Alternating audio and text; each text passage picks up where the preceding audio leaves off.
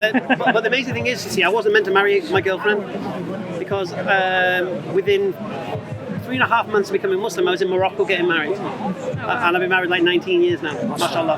And so Allah says, whatever you give up for my sake, I'll replace with things that are better than that. I had that in Saudi Arabia, in Mecca. It was 45 degrees heat, and there was no room inside the mosque. The only room was outside the mosque.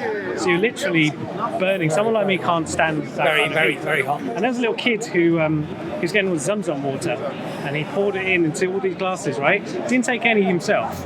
He went and gave it to everyone who looked elderly first. And see, that's the kind of thing you look at, and you just think, you don't get taught. So if you truly live Islam, then the Europe of today would have adopted it without even thinking.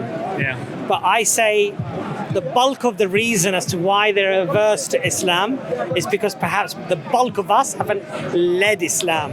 We haven't lived Islam.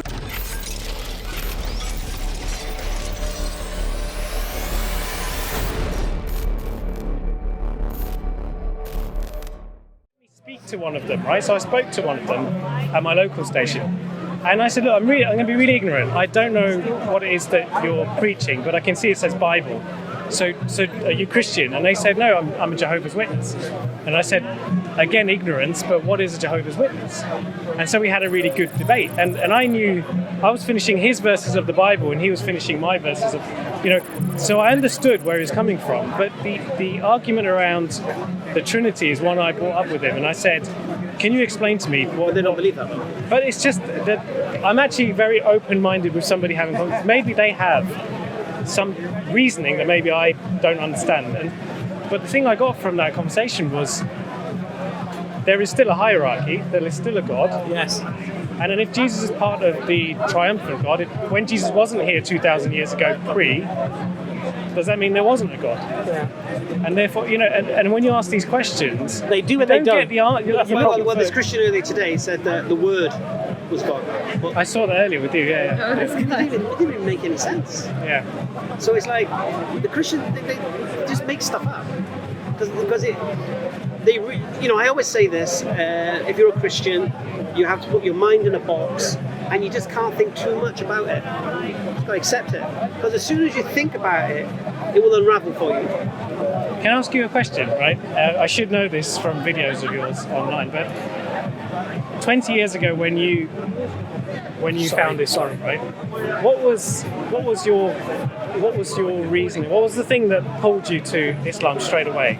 Like, was there a particular conversation or a particular argument that you thought, this is my reason to... Not particularly as such. I mean, the whole worldview was huge for me. The whole guidance factor. The Prophet Muhammad Sallallahu Alaihi Wasallam, the Quran, all of these things, it was a combination of things. I just didn't want to give up stuff. Yeah, and the people trying to talk to me about Islam were not practicing Islam. So going back to my mate here earlier, the first question is, do you pray? Well, not really. Well, come to me for it. Do it yourself. After 9/11, everyone praying. So then I listened. Then I looked at the teaching. For me, the teachings just kill it. The 5 poisons, the way that Islam eradicates them, tells me that whoever is the author of the Quran is beyond our comprehension in the sense of knows human beings inside out. Yeah, and then when I look at the Prophet Muhammad Sallallahu Alaihi Wasallam and his life, and everything just came together. SubhanAllah. I watched the movie The Message. It was so profound. Just I know some things that might be a bit of error. This or the other. It doesn't really matter for me. The whole concept of it. And from that point on, I only needed to believe 2 things to be a Muslim. Allah is the only one worthy of worship, and Muhammad Sallallahu Alaihi Wasallam is his messenger. Very easy to come to that conclusion. Yeah, I believe in a creator, created everything. Okay, Prophet Muhammad claimed to be a messenger of that creator. Okay, do I believe the claim? What did he say? What the alternatives to that claim? Was he crazy? Was he deceived? Was he lying, or was he telling the truth? I think he was telling the truth. Why would he lie? What was his motivation? Did he have the capacity to fulfill the lies being accused of? SubhanAllah, yeah, to get me this Quran over 23 years, he revealed it as an illiterate. All these kind of stuff for me. And that's when I was like, and one of the verses in the Quran with regards, the embryo and the fetus forming in the womb. For me, I don't believe Muhammad on him could have known that. And even if the Prophet Muhammad had access to the Library of Alexandria and he had the works of Galen and the works of Aristotle. How would he have cross-referenced everything? No, even if he didn't, and he'd have copied Aristotle and he copied Galen, the Quran would be in error with regards understanding that, because Galen and Aristotle were both wrong when it comes to embryology. So, and then one of the things was earlier on, this was like 12 years prior, when my friend's sister said to me about, you're not scared of hellfire and this, that, the other.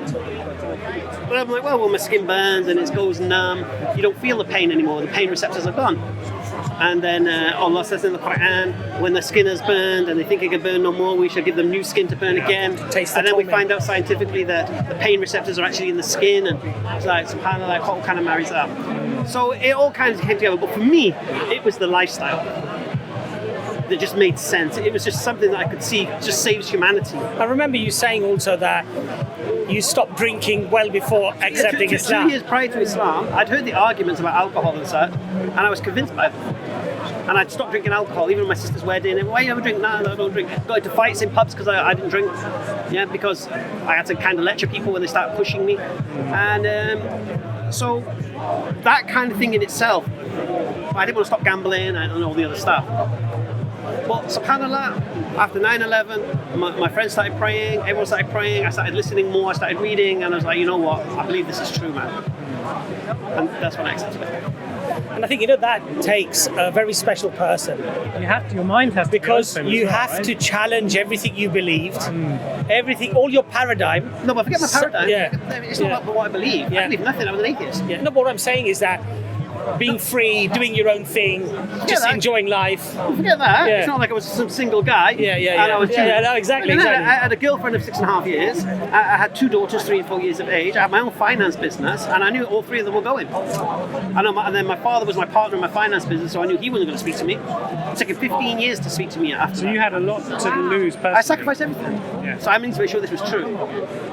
And I did, and that's why I did my research. And I said, you know what, this is true. And I was still holding on, because look, we have 3 types of fitrah.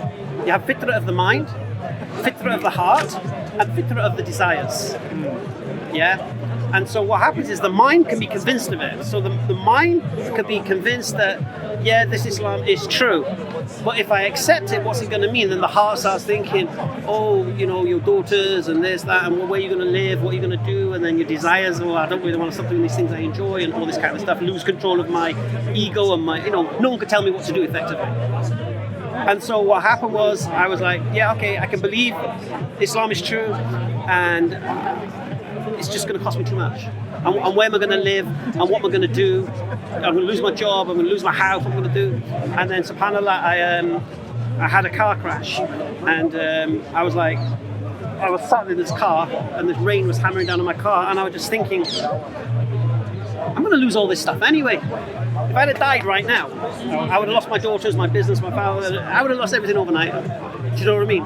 At what cost? Because I believe this thing is true. What am I doing? And then my friend said to me, look, if you want to become Muslim and you're worried about where you're going to live, just come to London and you can stay with me.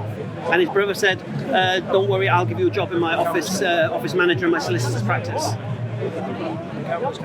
So now all of a sudden, all those other problems were solved. Because I knew, okay, so even if I had to go back to scratch, I don't care about going back to scratch and starting from the base, yeah? But mashallah, I've got somewhere to stay, and I've got an income. We can build from that, we can work with that. So I did that, I moved to London. For 10 weeks, I tried to convince my girlfriend to become Muslim. She nearly did, but she just said her family said they'll cut her off if she does. And I said to her, well, your family's going to die one day. She goes, yeah, but what if you die? Yeah, right, fair enough. Right.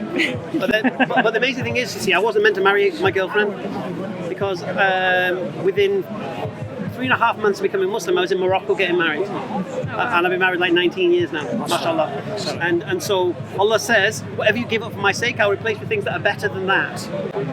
And subhanAllah, it does. The pub became the mosque, friends become brothers, girlfriend become wife. Do you get me? Even the business I was in would have collapsed when the subprime lending market collapsed. Because I was a mortgage broker, dealing with subprime lenders, helping people who had CCJs and self-certified and all that kind of stuff. So it's amazing that Allah says, whatever you give up for my sake, I'll replace it with that is better. And even Allah says, whatever you give up that you're concerned about, Allah says He'll take care of that. So imagine this now, right? I break up with my girlfriend, in October 2001. I became Muslim October 7th, 2001, and I immediately had to just leave, yeah? We split up. She went back to Wigan. End of November, it was her birthday. She was in a nightclub, and she sees this geezer. And she's like, to her friends, what's he doing here? Thinking it's me, right? Honestly. And this guy, spitting image of me. Short, fat, ginger, clothes. Honestly, spitting image of me, right? Same name, Darren. Same name. And she's married to that guy now. Oh, wow. The one who looks like you. Yeah, she's married to this guy. Right. Same name, looks like him, except he's very passive. No, here's the thing. Now, my ex-girlfriend, she comes from a family of very, very strong women. You know, her grandfather's a guy called Billy Boston, right? And he's like one of the first black league players in Wigan. And anyway, all the women in that family are flipping tough women, right? And I always said to my girlfriend, I said, look, please, don't try to henpeck me like all the guys in the family are. Just relax. Don't try to tell me what to do. Just don't try and put me under your thumb. We'll be all right then. 6.5 years we're together, no problem. Now the amazing thing is, this guy she's met now, she's got another thumb, right? And she literally turned around to me, and when I had a conversation with her, she goes, "I blame you." I was like, "What would you blame me for?"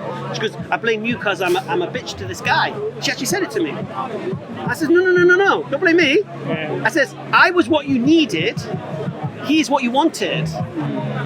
But it's not what you needed. You needed me. You needed some kind of something to hold back. Do you get me? Now you've got some guy you can walk all over. That's not really what you needed. You needed someone like me who could offer a bit of resistance. Anyway, so my daughters ended up in a stable family, in the bosom of her family. She's married to this guy. She's happy. All right, the kids didn't get to see me, but at the same time, kids are cruel. Kids will adapt to their scenarios. Do you get me? And then me, I get married, been married 19 years, 2 daughters again. Alhamdulillah. And the way, the influence I have on people around the world today, subhanallah. I was a geezer in South Wales in doing what in this little town? Forget town, little village. Now, mashallah, I'm going to Saudi and I'm coming out of Masjid Nabawi, and I've got brothers from Malaysia. Hamza, hey! I'm getting messages from around the world. Oh, brother, mashallah, you don't know what your words mean to us.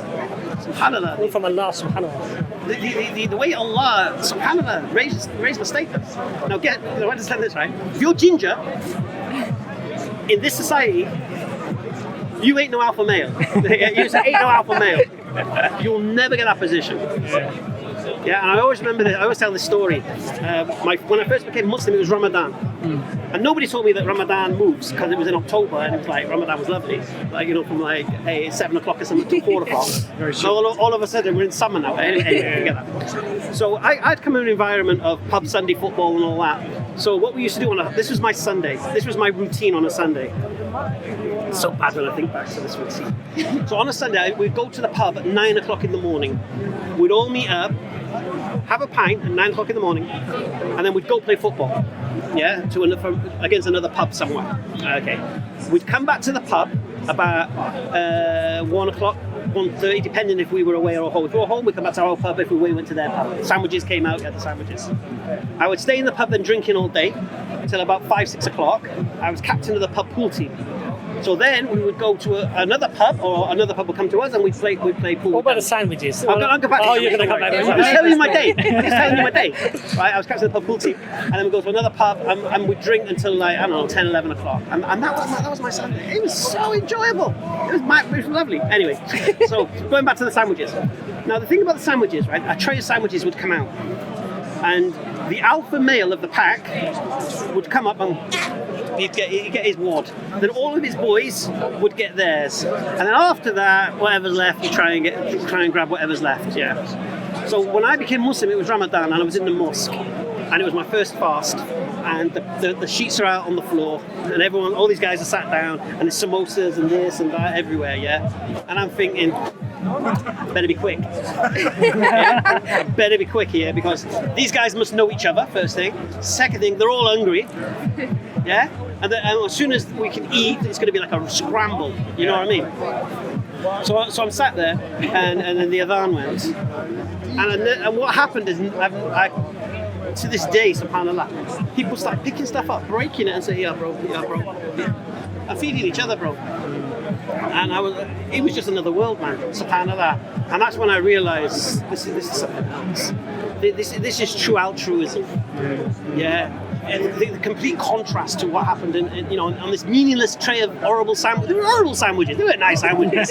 But anyway, just the contrast. It was just another level.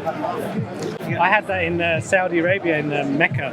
It was 45 degrees heat, and there was no room inside the mosque. The only room was outside the mosque. So you're literally burning. Someone like me can't stand that. Very hot. And there was a little kid who was getting all the Zamzam water, and he poured it into all these glasses, right? Didn't take any himself. He went and gave it to everyone who looked elderly first. And see, that's the kind of thing you look at and you just think, you don't get taught. So if you truly live Islam, then the Europe of today would have adopted it without even thinking. But I say the bulk of the reason as to why they're averse to Islam is because perhaps the bulk of us haven't led Islam. We haven't lived Islam. You haven't shown them what because Islam is. What they should feel is that a Muslim is the most honest, a Muslim is the most just, he's the fairest, the kindest, the one with the best etiquette, the best manners. You shouldn't know it's Ramadan because your local drug dealer's wearing a topi. You know what I mean? Yeah, you know what I'm saying? So if we truly lived Islam in that way, then these people would have flocked, they would have run to it. Every street should want a masjid on their street, because when it snows, then brothers should be out there shoveling the snow off all of the drives. This is what should be perpetuated, and this is, we don't have enough of this, to be honest with you. We did a thing that we in the Imam Foundation a while back where we did street cleaning every Saturday. Each mosque in the district would do street cleaning. Subhanallah. This is the thing we have to be, not because people will accept us, but this is how we are. This is how we're supposed to be. We're supposed to be taking care of our neighbours and our community. Think positive things, not negative things. Yeah. Do you know what I mean? And also, when you're the example of somebody who's fasting and everybody else isn't, because you're in an environment where people aren't, and they ask you questions, the best thing to do is explain why you do it, how you do it, rather than, as you were saying earlier, we get very defensive about things. We do have to stop being victims. Muslims need to stop being the victim all the time and being offended all the time. Don't get me wrong, we do take the honour of the Prophet Muhammad and Islam and such, but sometimes we have to gauge that. Don't react the same to everybody. You know what I mean? Just because when they know they can, what's my favourite saying? I nicked up Bruce Lee and I mashed it up. Oh yeah. Do not react emotionally. Oh right, yes. To the things that people say to you, for then they know they can control you with their words. Yeah. So if they know that you're going to react in a certain manner if they say this to you, then they've got control of you. I make them people powerless. Well, we've seen the examples. That's it. I'm just like this, and what? You know what I mean?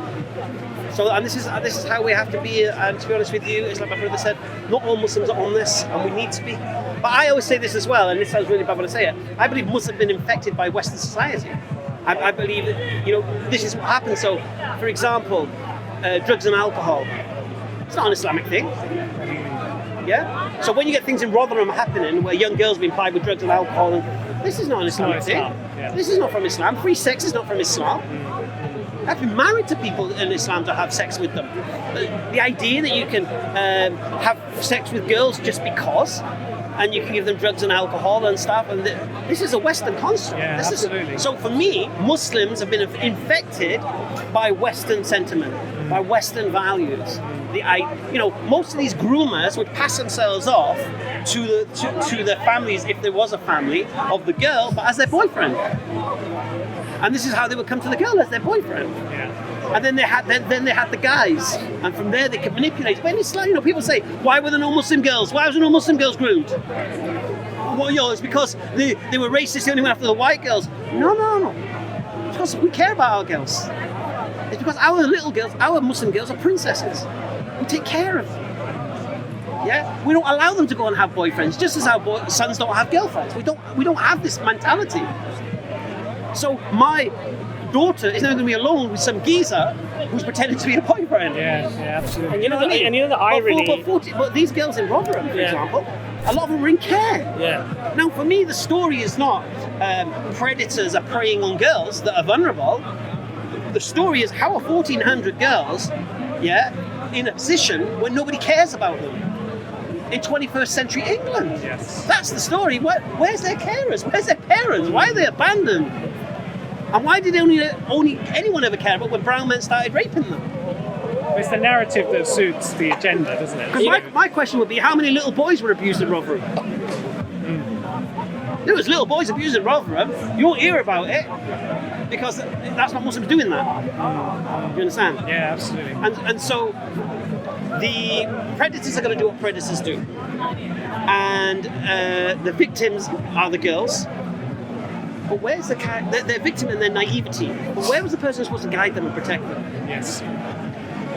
In Islam, you can't get in that scenario. Brothers, I feel like we've monopolised all your time. Wait, speak to non-Muslim.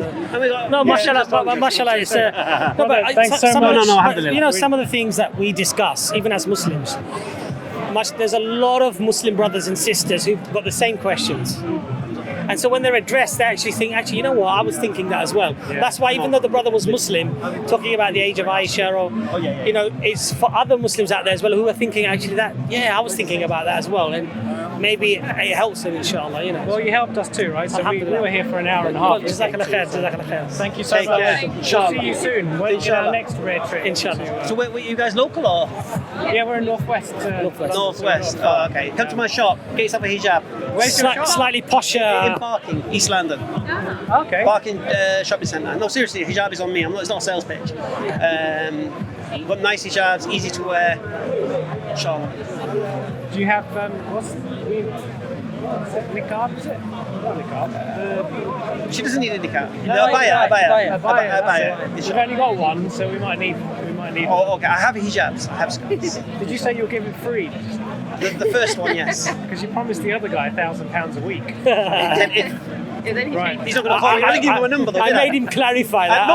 Don't give him. Otherwise, that might become a contractual obligation. No, but please do come and see. You're going to take a husband to court. Hijab, Barking shopping centre. Okay. Inshallah. We're definitely going to come. Okay. You know my YouTube channel, Hamza's Den? It's on your YouTube channel. Do you know my YouTube channel, Hamza's Den? Yeah. So I do message him on that. I do a live stream from the shop when I'm in the shop. Okay. So if I'll do it tomorrow from probably 2-3 o'clock for a couple of hours. If you want to know where the shop is, just come message me on there, inshallah. Yes. Thank you very All right. much. Thanks. Take care. Sorry for taking No. Look, so many things were learned from that conversation. That's the amazing thing. And I managed to lecture some Muslims as well. Alhamdulillah. Take care. Assalamu alaikum. We need to sum up now.